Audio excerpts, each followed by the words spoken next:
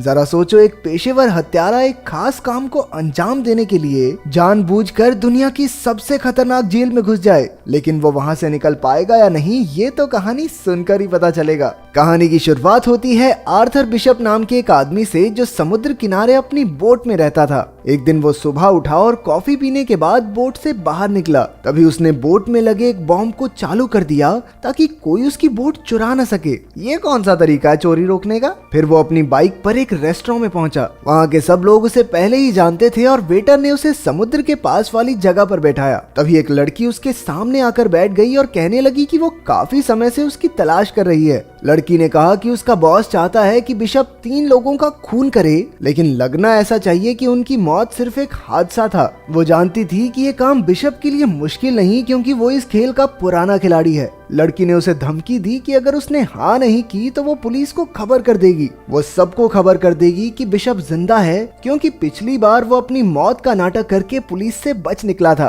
तभी बिशप ने देखा कि इस लड़की के साथ कुछ और भी लोग हैं जो उसे ही देख रहे थे। अचानक उसने अपना फोन निकाल कर उस लड़की की तस्वीर ले ली। जैसे ही लड़की ने बंदूक निकालने की कोशिश की तो बिशप ने उस पर हमला कर दिया। ये देखकर लड़की के साथी भी बिशप पर टूट पड़े, लेकिन उसने एक एक करके सबको धूल चटा दी। फिर बिशप ने देखा कि नीचे से और गुंडे उसे पकड़ने आ रहे हैं, इसलिए वो दीवार से कूदकर एक केबल कार पर लटक गया। उस लड़की ने अपने साथियों के साथ बिशप का पीछा किया और केबल कार में घुस गई। वो बिशप को अंदर ढूंढ रही थी, लेकिन वो तो छत पर था। लड़की ने छत पर बंदूक चला दी, लेकिन बिशप ऐन वक्त पर कूद गया और एक पैराशूट पर जा गिरा। रात को जब वो अपनी बोट पर जाने लगा तो उसने देखा कि 2 लोग पहले से ही वहां मौजूद थे। उसने बिना समय गवाए अपना फोन निकाला और बोट में धमाका कर दिया। इसके बाद वो माल उतारने और चढ़ाने की जगह पर पहुंचा। उसने एक डब्बा खोला और अपने पासपोर्ट्स और बाकी कागज जला दिए। फिर बिशप थाईलैंड के एक टापू पर गया, जहां वो एक लड़की से मिला जिसे वो पहले से जानता था। ये लड़की वहां के एक होटल की मालकिन थी।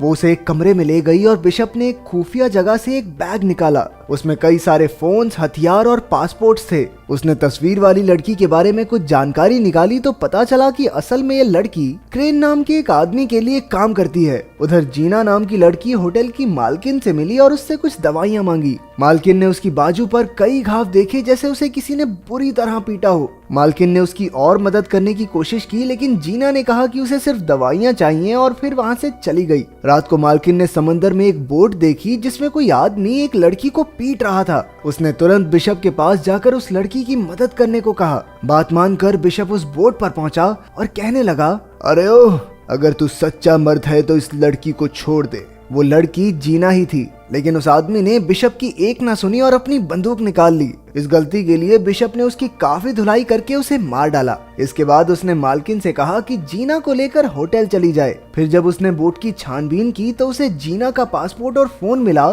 जिसमें बिशप की तस्वीर थी। आखिरकार उसने बोट को धमाके से उड़ा दिया और होटल में वापस आया। उसने जीना से पूछा कि उसकी तस्वीर जीना के फोन में क्या कर रही है। उसने जीना से साफ साफ पूछा कि क्या वो भी क्रेन के लिए काम करती है। जीना ने सहमी हुई आवाज में बताया कि क्रेन उसे धमका रहा है। अब तक जो हुआ वो क्रेन के प्लान का हिस्सा था ताकि जीना बिशप से मिल सके। जीना ने बताया, दरअसल मेरा काम तो सिर्फ इतना है कि मुझे तुमसे मिलकर एक नंबर पर कॉल करना है और फिर मेरा मिशन खत्म। बिशप ने पता लगाया कि जीना अनाथ बच्चों को पालती है जिनकी तस्करी हो रही थी। क्रेन ने जीना को धमकाकर कहा कि अगर वो उसकी बात नहीं मानेगी तो वो उसके बच्चों को मार डालेगा। बिशप ने देखा कि एक बोट टापू की ओर बढ़ रही है जिसमें बहुत से आदमी हैं जो टापू पर नजर रखे हुए थे। बिशप ने जीना से कहा, देखो, तुम्हें मेरे साथ दोस्ती बढ़ाने का नाटक करना होगा ताकि क्रेन को शक ना हो। उसने ऐसा ही किया और बिशप ने इस सब में उसे घसीटने के लिए उससे माफी भी मांगी, लेकिन उसके पास इसके सिवा कोई रास्ता नहीं था। बिशप ने बताया कि उसे जानकर खुशी हुई कि वो अनाथ बच्चों को पालती है, क्योंकि वो खुद भी एक अनाथ था। बचपन में उसे और क्रेन को एक गैंगस्टर ने खरीदा था। बिशप तो उसके चंगुल से भागने में कामयाब हो गया, लेकिन क्रेन भाग न सका। इसलिए उन्होंने क्रेन को गुनहगार समझकर उसे सजा दी और तब से क्रेन बिशप से नफरत करता है। खैर, बिशप ने जीना को इस मुसीबत से निकालने के लिए एक प्लान बनाया और निशानी के तौर पर अपनी घड़ी दी। अगले दिन क्रेन के आदमियों ने जीना को किडनैप कर लिया। फिर बिशप ने क्रेन को कॉल करके 2-2 हाथ करने की चुनौती दी। जब वो दोनों मिले तो बिशप ने कहा, क्रेन, जीना को छोड़ दे वरना तेरे लिए अच्छा नहीं होगा। वो बहुत अच्छी लड़की है, उसे जाने दे। लेकिन क्रेन कहने लगा, छोड़ तो मैं दूंगा, लेकिन उसके लिए तुम्हें 3 लोगों का कत्ल करना होगा। Cold blooded murder. इसमें पहला आदमी है अफ्रीका का एक गुंडा जो दुनिया की सबसे खतरनाक जेल में कैद है। फिर क्रेन ने उसे एक जीपीएस ट्रैकर निगलने को कहा ताकि काम पूरा होने पर उसके आदमी बिशप तक पहुंच सके। जब बिशप ने जीना के जिंदा होने का सबूत मांगा तो क्रेन ने कहा कि हर मिशन पूरा करने के बाद वो जीना से फोन पर बात कर सकता है और तीनों मिशन पूरे हो जाने के बाद जीना रिहा हो जाएगी। अब बिशप ने अपना काम शुरू कर दिया। उसे पता चला कि वो जेल समुद्र के बीचों बीच है जो शार्क से भरा हुआ था और जेल के चारों ओर 100 मीटर लंबे पहाड़ थे, इसलिए उस जेल में घुसना लगभग नामुमकिन था। इसके बाद बिशप ने कुछ गैंगस्टर्स की जानकारी निकाली और एक आदमी चुना जिसके चेहरे पर एक टैटू था। उसने उसी आदमी जैसा हुलिया बनाया और फिर मिशन के लिए जरूरी सामान खरीद लिया। अगले दिन जब वो सड़क पर घूम रहा था तो पुलिस ने उसे गैंगस्टर समझकर गिरफ्तार करके जेल में डाल दिया। जेल में उसने देखा कि उसका शिकार तो हर समय 4-5 लोग साथ लेकर चलता है। उसे एक साथी कैदी ने बताया कि इस आदमी का नाम क्रिल है और उसने लाइबेरिया देश के राष्ट्रपति का खून किया था।